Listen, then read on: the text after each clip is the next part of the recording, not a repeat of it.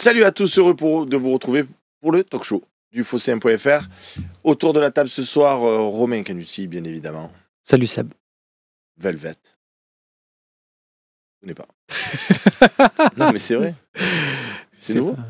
Non, je crois que ça fait 20 ans. Ça fait 10 ans que j'ai ce pull et que je le mets sur les talks.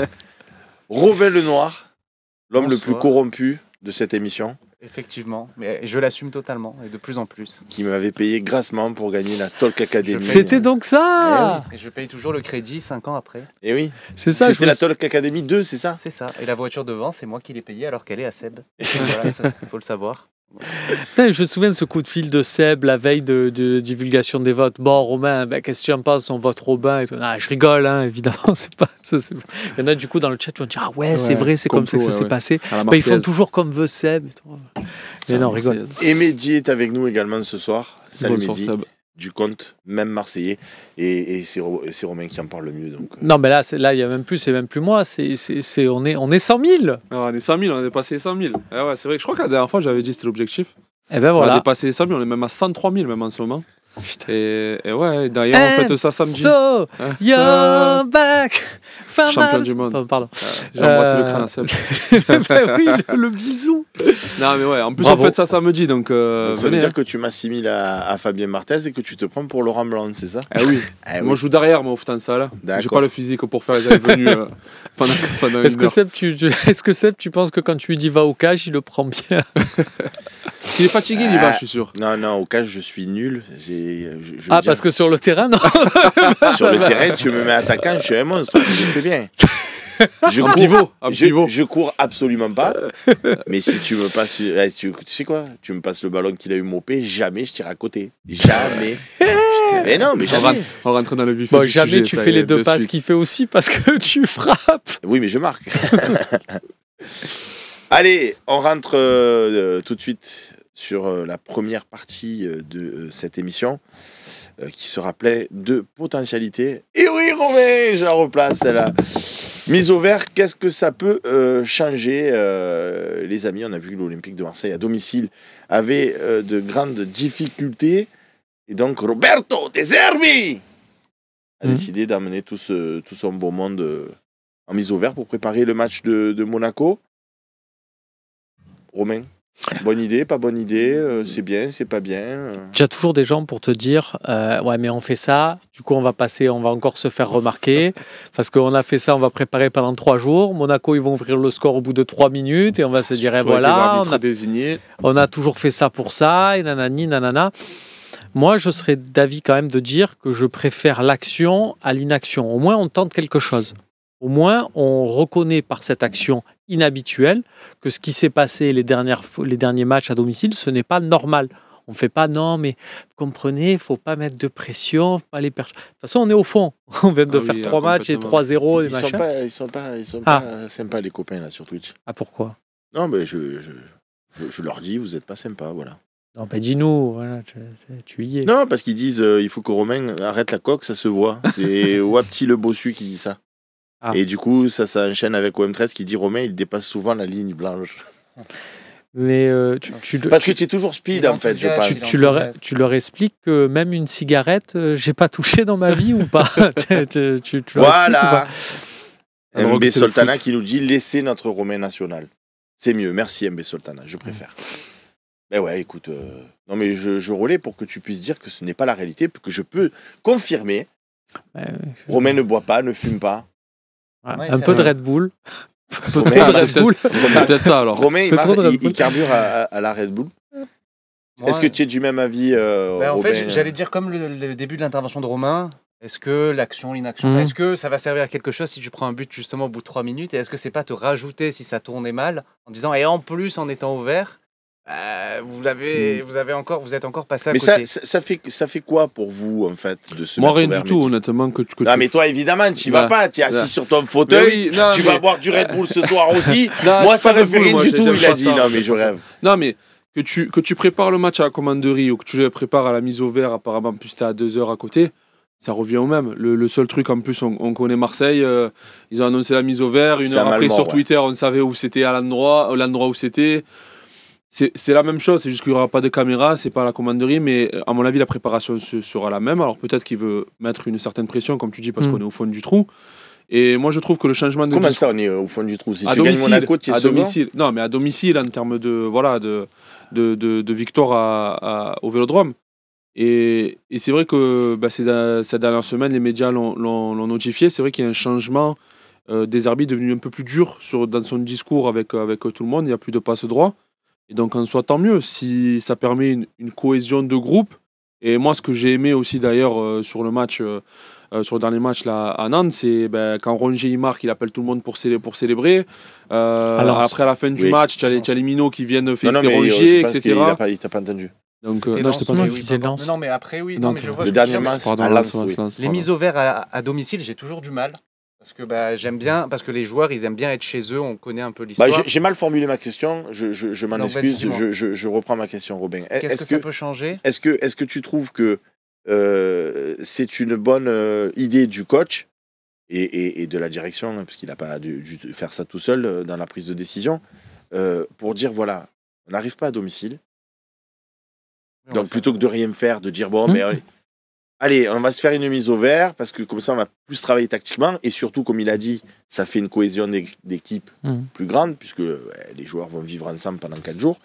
Donc est-ce que quelque part, toi en tant que supporter, tu te dis putain, De Zerbi, il cherche des solutions, quoi, alors, tu vois. Il cherche ou c'est que de la com pour toi? Pour moi, c'est que de la com, mais il cherche des solutions. C'est-à-dire, je modère mon propre propos en me disant, pour moi, ça sert pas à grand-chose. Surtout que les joueurs en parlent souvent en fin de carrière. Ils expliquent que les mises au vert, déjà à l'extérieur, c'est très chiant parce que tu vois pas ta famille et c'est encore plus long. Mais alors à domicile, ça veut dire que tu la vois pas non plus.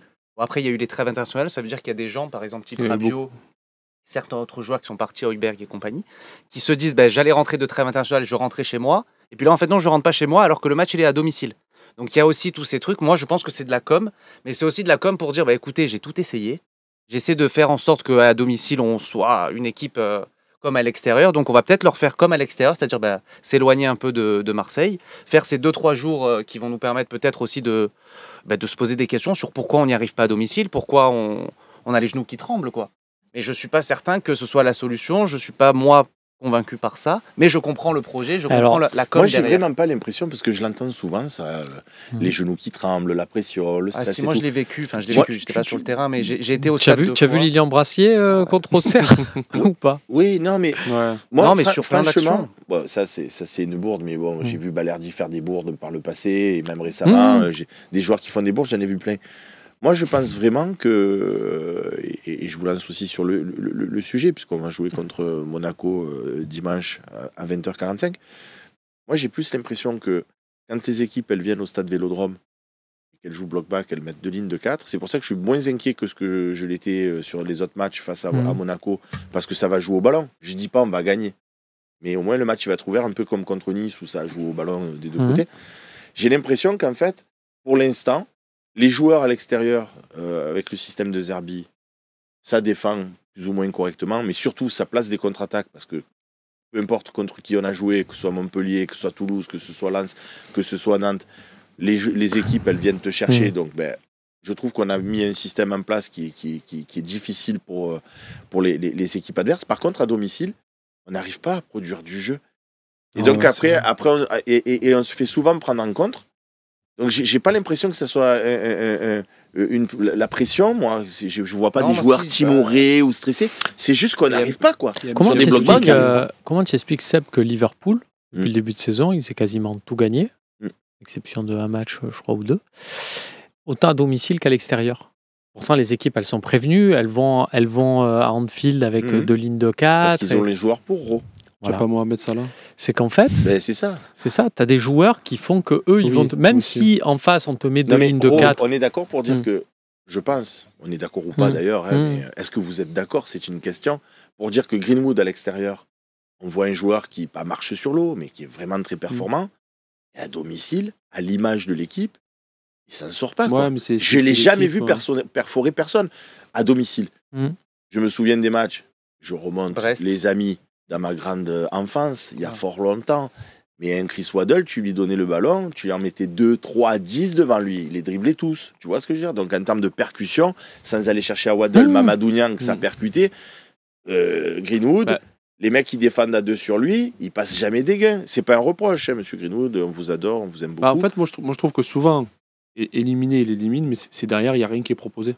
Donc il est obligé de tirer, et souvent, maintenant, les mecs ont compris, avant ils arrivaient à 1, maintenant ils sont à 2, et souvent, maintenant ils sont à 3-4.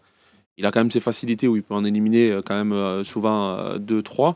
Et derrière, ben, soit il tire et c'est compliqué parce qu'il y a du monde devant, soit il centre, mais derrière, il n'y a rien qui est proposé. Bon, pour être abonné, c'est vrai qu'à chaque fois, ben, début de saison, à part un match ou deux, comme tu dis, tu te fais chier en fait au stade à domicile. Après, t'as pas besoin de Mohamed Salah pour battre Angers ou Auxerre, les gars. Il Ça, faut c'est aussi sûr. Mais après, se dire que... c'est pour ça que. Moi, j'ai les cuisses qui tremblent, je l'ai vu, et je l'ai vu d'ailleurs sur Nice alors qu'on a gagné. Donc j'étais au stade et j'étais bord pelouse. Oui, mais ça jouait. Ça jouait, mais il y avait quand même des Nice, phases ils où se sont tu pas sentais, contentés de rester derrière. mais tu sentais justement que ça tremblait, les genoux, ils étaient. Et j'ai l'impression que même un gars comme Balerdi qu'on a loué l'année dernière, par exemple, cette année, il tremble beaucoup.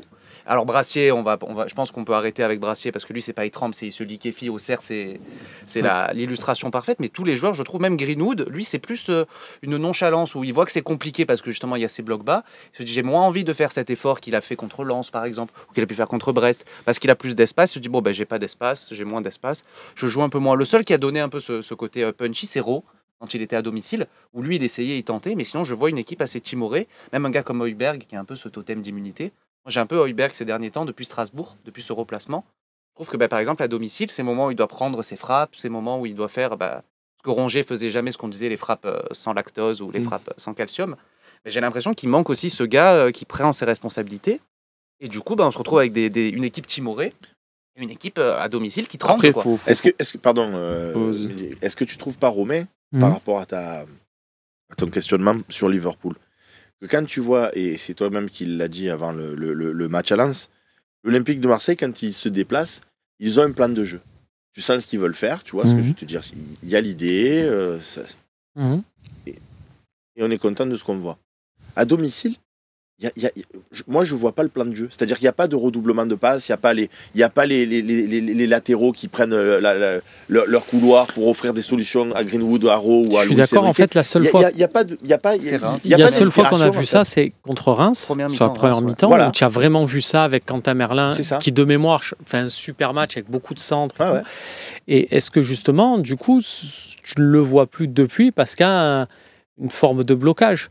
Est-ce que c'est pour ça que, donc du coup, ça renvoie à cet aspect mental et ça renvoie à cette mise au vert et moi, j'aime là aussi dans cette idée, et c'est pas bien, et c'est un peu poujadiste et tout ce qu'on veut, populiste, tout ce que vous voulez, mais j'aime bien l'idée aussi de diffuser un peu le message aux mecs les amis, si vous voulez pas vous refaire une semaine à Malmort là, dans 15 jours, vous gagnez le match. Parce que comme ça, si vous gagnez, prochaine fois qu'on a un match à domicile la semaine d'avant, le matin vous allumez la lumière, vous voyez votre femme. Alors que là, si vous allumez la lumière, vous voyez Paul Lirola ou Amir Mourio.